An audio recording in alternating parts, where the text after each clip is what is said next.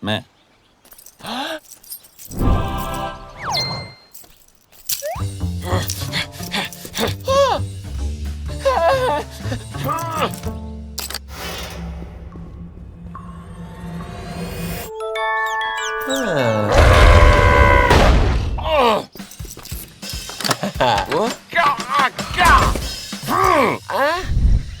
Blah, blah, blah.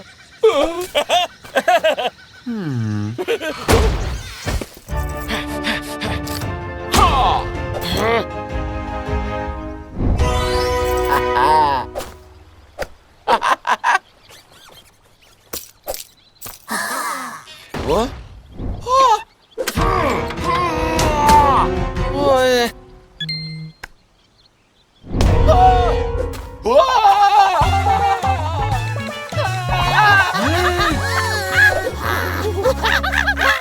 Iba poong Jesus Nazareno, mga kadeboto, ilan pong paalala para yung ating traslasyon 2024 ay maging ligtas, banal at maayos. Una pong paalala, wala pong sampahan, wala pong sasampa sa andas ng ating mahal na poong Jesus Nazareno upang siya yung makita ng lahat. Siya lang yung bida at siya lang yung maipakita natin habang tayo ay nagpuprosesyon. Ikalawa pong mahalagang paalala, huwag po tayong magtulakan, iwasan po nating magtulakan para maiwasan na makasakit ng kapwa deboto. At ikatlo po, pwede pa rin pong maghagis ng panyo at maipupunas po sa ating mahal na poong Jesus Nazareno. Ikaapat po ay pwede pa rin pong humila sa lubid. Ang ating paalala lamang, nawa, maging maingat po tayo para wala talagang masaktan sa ating paghihila din ng lubid habang tayo ay nagpuprosesyon. At para po sa ating mga kadeboto na may sakit, may karamdaman, matanda na o kaya naman batang-bata pa, sana po ay manatili na lamang tayo sa gilid ng kalsada kung saan daraan ang ating mahal na poong Jesus Nazareno para maiwasan din po natin na tayo ay mapahamak o kaya naman masaktan. Nais naman po nating maipakita si Jesus sa ating traslasyon. Kaya nawa, panatilihin po natin yung kaligtasan sa ating pakikiisa sa ating prosesyon. At huli pong paalala ay sana bago magsimula yung ating traslasyon, yung ating prosesyon, tayo ay nakainom ng tubig para meron tayong energy habang dumadaloy yung traslasyon, yung ating prosesyon. At para maiwasan na rin natin na magdala pa ng malalaking mga bags. At kung may mga dala po tayong mga bags, sana po ay maliit lamang o kaya mas mainam kung transparent yung bags na dala-dala natin para mas madali po na ma-check, makita ng ating mga security. Iyon po yung nais natin para maging madali, maayos yung daloy ng ating prosesyon, ng ating traslasyon. Muli po mga kadeboto, ako po si Father Jesus Madrid Jr. ng Quiapo Church. Viva Poong Jesus Nazareno! Natuntun namin sa isang evacuation center sa Batangas si Dan Albert Hernandez, 21 anyos, may asawa at 4 na taong gulang na anak. Ayon kay Albert, nasa itaas sila ng crater nang mangyari ang unang phreatic explosion ng Taal noong January 12. Anya, siya na lamang ang nasa taas ng crater ng oras na iyon at wala pang isang oras ay natuyo na ang lawa sa bunganga ng bulkan. Dito na siya nagpasyang bumaba at lumikas. Ngunit inulan siya ng batikos nang muli siyang bumalik sa isla kasama ang kanyang bayaw at pinsan noong January 16. Muli niya itong kinuna ng video at ipinost sa social media. Paliwanag ni Albert, hindi naman siya mas marunong pa sa Feebox gaya ng ibinabato sa kanya.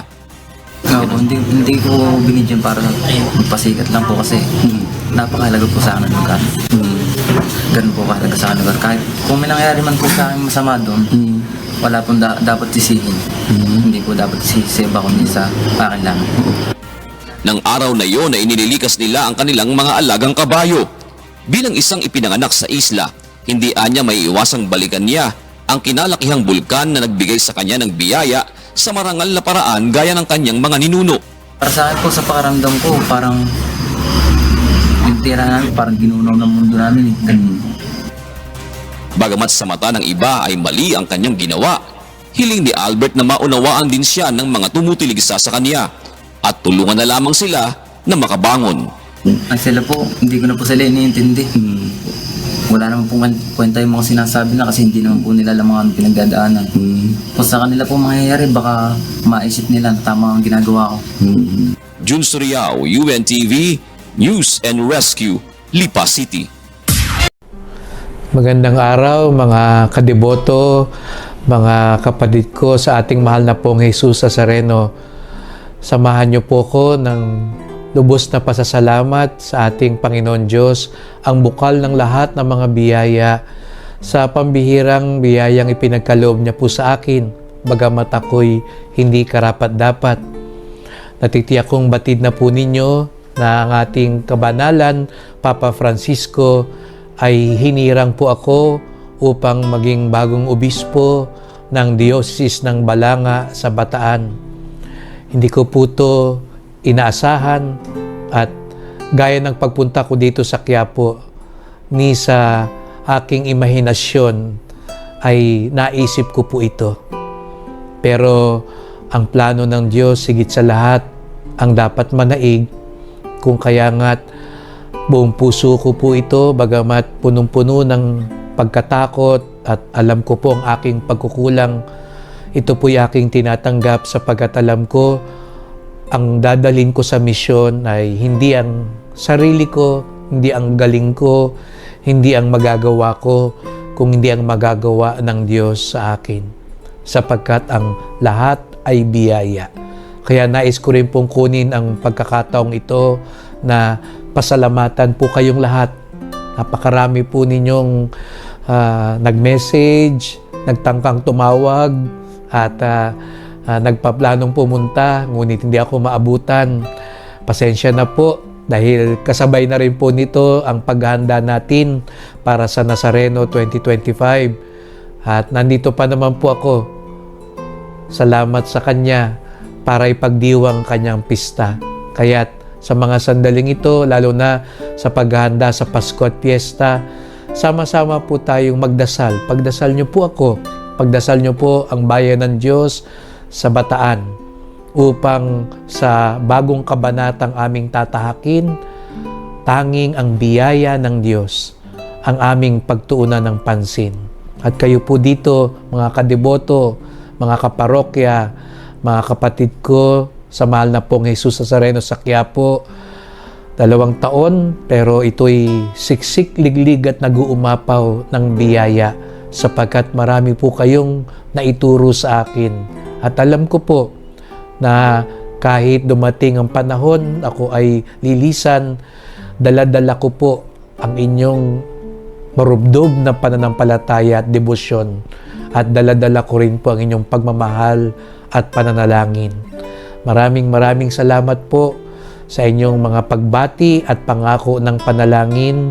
At ako pa rin po si Father Jun, ang inyong pastol at kalakbay dito sa Quiapo at naglilingkod sa awa, biyaya at kapangyarihan ng ating mahal na pong Jesus Nazareno.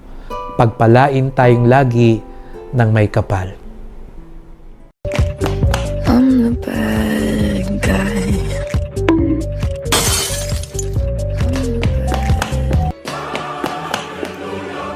Oh no! Oh my God. I think she did it. Excuse me? There ain't no doubt. You come see. Shut your mouth. Something don't feel right because it ain't right. Something wasn't right. Are you sure? When Jesus said yes, nobody can say no. Yeah, God is my witness.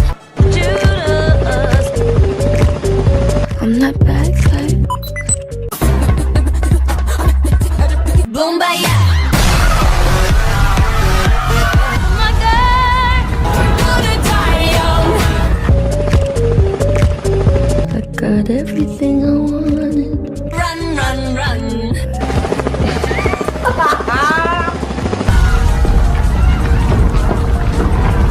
Oh my God, what is that? Oh my God, what is that? It's going down.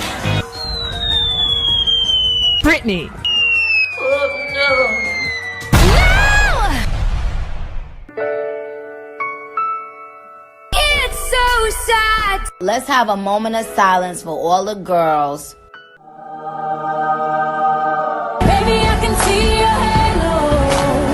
Kapatid, mahalagang simbolo ng Islam ang crescent moon. Ang itsurang ito, nabubuo tuwing maliit lang na bahagi ng buwan ang humaharap sa araw. Madalas din, ito ang palatandaan ng mga Muslim para ideklara ang kanilang taunang Ramadan. Pero, paano nga ba nila ito ginagawa? Alinsunod po sa kanilang sariling lunar calendar. Tuwing ikawalo nilang buwan o Shaban, nagsasagawa ang mga kapatid nating Muslim ng moon sighting activities tuwing ika-29 na araw nito. Kapag nakita po nila ang buwan sa araw na yan, kinabukasan, simula na ng Ramadan.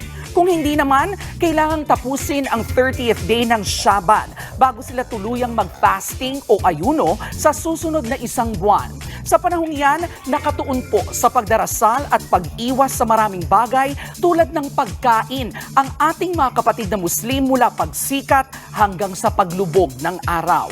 Panahon din po ito ng pagsasama-sama ng mga Muslim bilang isang komunidad at paalala na rin sa kanila na patuloy na gumawa ng mabuti sa kapwa.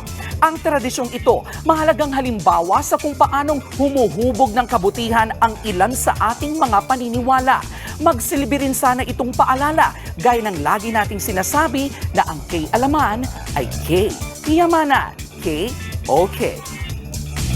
Pagtala ng isang phreatomagmatic eruption ng Taal Volcano kaninang 5:58 ng umaga na nagresulta sa plume na umabot sa 1 kilometro ang taas.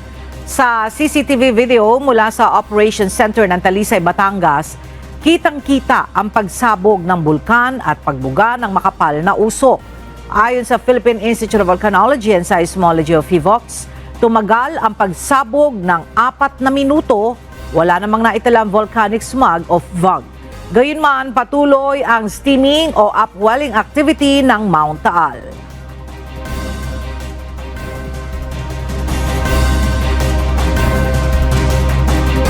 Samantala, dahil sa biglaang pagputok ng Bulkang Taal, inirerekomenda sa mga residente ang agarang pag-iingat at pagsunod sa abiso ng lokal na pamahalaan.